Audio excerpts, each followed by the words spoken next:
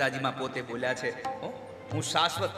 પરમાત્મા કહે છે કે સર્વનાશવંતમાં જે અવિનાશીને જુએ છે એ જ હાથું જુએ છે, બાકી બધું ખોટું જોઈ રહ્યો છે.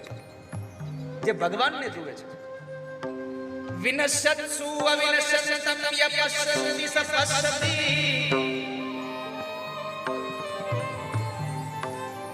જે મને જુએ છે એ જ સાચું જોઈ રહ્યો છે. યહ પશ્યતિ સપશ્યતિ. મને સાચું જોઈ રહ્યો છે. એ ભગવાન સામર્થ્યથી ભરેલા, એ ભગવાન સ્વભાવથી સારા. કેટલો સારો સ્વભાવ! પરમાત્માનો સ્વભાવ ભાગવતજીના એ પહેલા શ્લોકમાં કહી દીધું, તાપત્રય વિનાશાય. આ દુનિયામાં કોઈ માણસ પોતાના દુઃખનો નાશ કરવા જાય તો નાશ થાય, પણ પરમાત્મા જ્યારે દુઃખનો નાશ કરે ત્યારે એનો વિનાશ કરી નાખે છે. નાશ થયેલું ફરી પાછું ઉદ્ભવ થાય છે, વિનાશ થયેલું ક્યારેય ઉદ્ભવ થતું નથી ક્યારેય. એટલે ભગવાનનું એક નામ છે પ્રતર્દન. પ્રતર્દન ભગવાનનું નામ પ્રતર્દન છે.